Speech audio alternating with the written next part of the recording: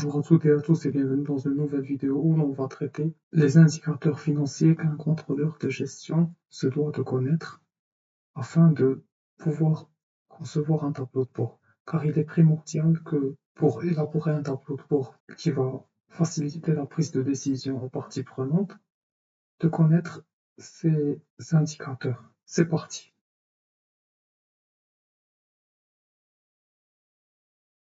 Voici le bilan de votre entreprise ainsi que son compte de résultat. Ce dernier, il reflète un résultat net positif. Cela dit que l'entreprise génère du profit. Cependant, il y a un petit cheveu dans le potage. Il s'agit évidemment de la solidité financière de l'entreprise. Et c'est là que les ratios de structure financière interviennent. Ils permettent de déterminer si l'entreprise est en mesure de faire face à ses dettes de manière autonome. Tout d'abord, nous avons défini le financement permanent. Le financement permanent qui n'est autre que la somme des capitaux propres et des dettes financières. 1 600 000 plus 900 000, ce qui nous a donné 2 500 000. Le ratio de financement permanent, c'est le rapport des ressources stables sur les emplois stables. Les emplois stables, il s'agit des immobilisations. Il y a également l'autonomie financière. L'autonomie financière, c'est les capitaux propres sur le total du financement permanent. Le ratio de financement permanent, il doit excéder, il doit être supérieur à 1. C'est déjà le cas ici. 1 600 000 plus 900 000 divisé par 2 millions, ça donne 1,25. Il y a également le ratio de l'autonomie financière qui mesure la part des capitaux propres dans le financement permanent. 1 600 000, 2,5 millions. Il démontre que les capitaux propres sont suffisants pour faire face aux dettes. Cette phrase est attestée par un autre ratio qui est la capacité de remboursement. Il est de 178%. Ça veut dire que l'entreprise est capable de faire face à ses dettes à long terme. Quand elle contracte un emprunt, les dettes financières 1 600 000 divisé par 900 000, elle donne 1,78. Cela dit que, comme les capitaux propres sont excédentaires, ils seront suffisants pour rembourser l'emprunt contracté. Le ratio de solvabilité, il est de 84%. C'est le rapport des capitaux propres à l'ensemble des dettes. Dettes fournisseurs, dettes financières, fournisseurs et autres dettes, notamment des dettes fiscales.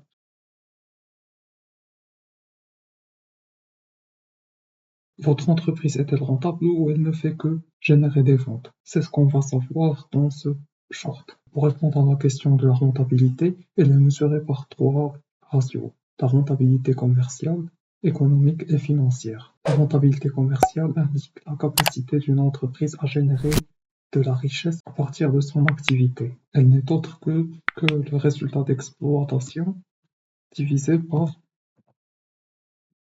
le chiffre d'affaires.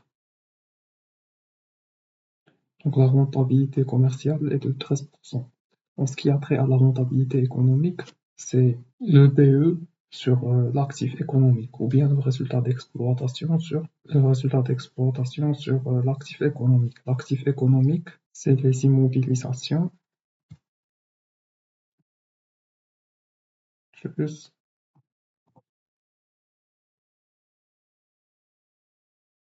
le BFR. Le BFR, c'est ce qui sera calculé entre parenthèses.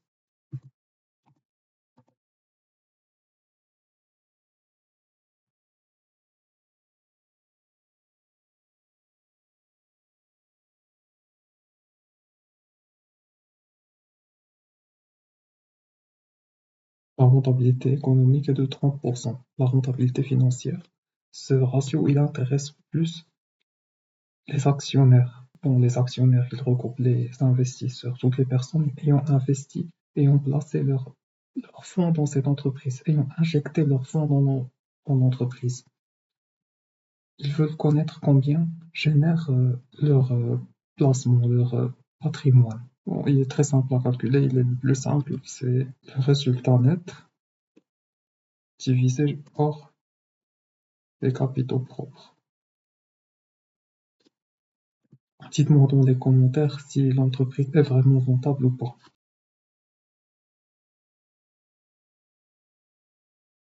Après avoir évalué la solidité financière ainsi que la rentabilité de votre boîte, il reste un ratio important à mesurer, celui de la liquidité. La liquidité, elle est à court terme. Le but, c'est de savoir si nous sommes capables d'honorer nos engagements à court terme face à nos redevables, tels que les fournisseurs. Pour cela, il existe trois types de ratios.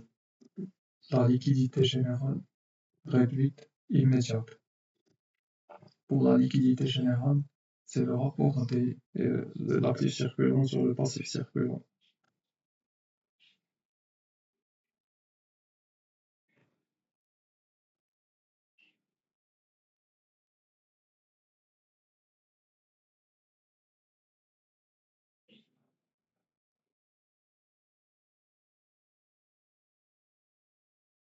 Pour la liquidité réduite ou à échéance, ce ratio il permet de mesurer la capacité d'une entreprise à s'acquitter de ses dettes sans avoir à écouler son stock, sans vendre son stock.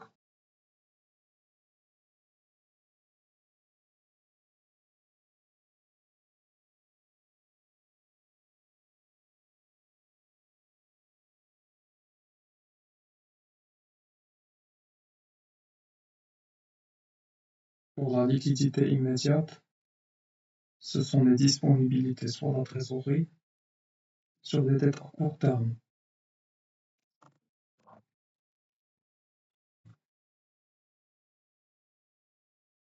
Dites-moi dans les commentaires si l'entreprise est solvable ou pas.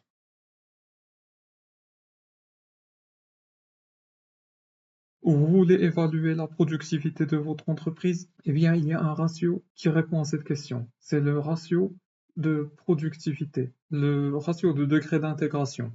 Celui-ci, il permet de déterminer la part de l'entreprise dans la création de la richesse. Il se mesure en faisant le rapport de la valeur ajoutée et la productivité de l'exercice. Bien le chiffre d'affaires. Donc, la productivité, c'est le chiffre d'affaires. Eh bien, il indique ici qu'il est de 31%, soit 1 800 000 divisé par 5 800 000. 31%. Il excède tout de même les 10%. Il faut expliquer également que certaines entreprises ont tendance à sous-traiter. C'est ce qui explique notamment un degré d'intégration frôlant les 10% ou moins. Ensuite, il y a la répartition de la valeur ajoutée. Nous voulons connaître la part de chaque partie prenante dans la création de cette valeur ajoutée, car cette dernière ne naît pas du néant. Tout le monde y a participé, tout le monde a contribué à sa création. Le personnel. Le personnel, on voit que les charges de personnel s'élèvent à 1 100 000. En les divisant par 1 800 000, ça nous donne 61%. La part de l'État. L'État, ça se mesure à travers les impôts et taxes. 120 000 divisé par 1 800 000, c'est nettement inférieur à 10%. Bon, ça fait 7%. La part des prêteurs, c'est valable également pour les charges financières. Les charges financières, ce sont les intérêts que facture la banque. 120 000 divisé par 1 800 000, ça fait 7%.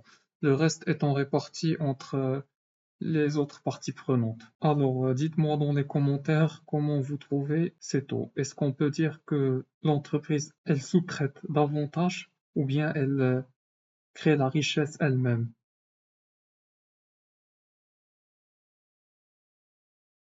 Après avoir évalué la productivité, il y a d'autres ratios à calculer. Il s'agit des ratios de gestion. Nous allons commencer par le premier, la rotation des stocks. C'est le montant des stocks divisé par l'achat consommé de marchandises fois 360. Le délai de recouvrement de créances, c'est le temps nécessaire pour récupérer l'argent que nos clients nous doivent. C'est les créances 500 000 divisé par le chiffre d'affaires fois 360. 500 000 sur 5 800 000 fois 360, ce qui nous donne 31 jours, l'équivalent d'un mois. Le délai des règlements fournisseurs. Ce sont les dettes fournisseurs divisées par l'achat consommé de marchandises plus l'achat de matières premières. Comme nous le constatons ici, le délai de recouvrement des créances est nettement inférieur au délai de règlement fournisseur. À vous de me dire dans les commentaires si les délais sont raisonnables et si nous pourrons nous acquitter de nos dettes envers les fournisseurs.